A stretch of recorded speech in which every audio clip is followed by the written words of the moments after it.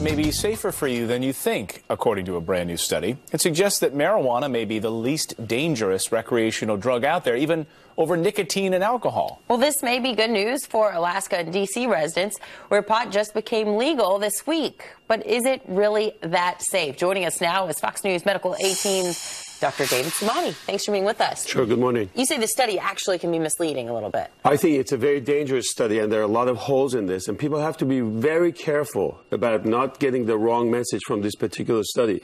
They're using a lethal dose as a comparison. For example, they're putting pot or weed against cocaine or alcohol and smoking. So we know that you need less amount of alcohol to die. So they're using death as a measure to see what's dangerous and what's not. So the effect of this toxicity, the toxicology dose, is different for a lot of these. They're extrapolating a lot of these animal studies and surveys that doesn't make much of a sense and coming with this whole thing that pot is safer. Absolutely not. It's a huge fraud in this particular study. Okay, so how is it dangerous? Forgetting death, because they're not defining what's the acute toxicity, short-term versus long-term. So, for example, if you really start drinking a lot of alcohol, of course, you can die from this, or cocaine or other things.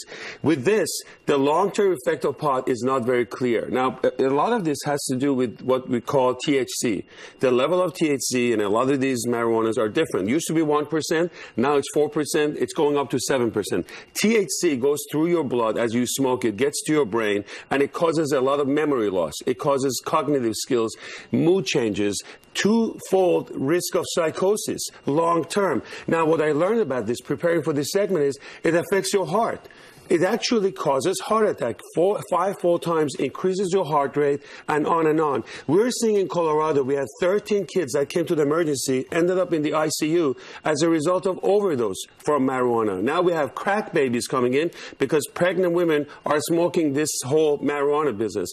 What bothers me as a doctor is this whole concept of medical marijuana, because I think it's a safe haven for a lot of these companies that saying hey, it's for medical marijuana, it helps kids with seizure. This is the biggest scam I've ever seen. Let me just tell you one thing.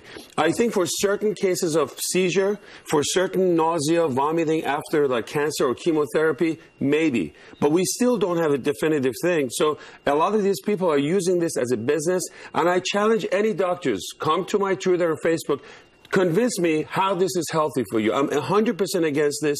I think people have to come and study these studies in detail. This is complete nonsense.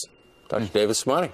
Unequivocal on the subject. Go ahead, I didn't mean to interrupt you. No, I'm just interested in the connection between marijuana and mental illness, but we're out of time. I think it sounds like there is one. You can You'll come back. On our Twitter and Facebook. People have to be careful, and we'll have the discussion further. Actually, go to our green room right now and on our FF Weekend Facebook page. I'll be happy to answer. Good. We'll answer questions. You're in fuego, and we appreciate it. Coming up, the Attorney General of the United States playing the race card. Boy.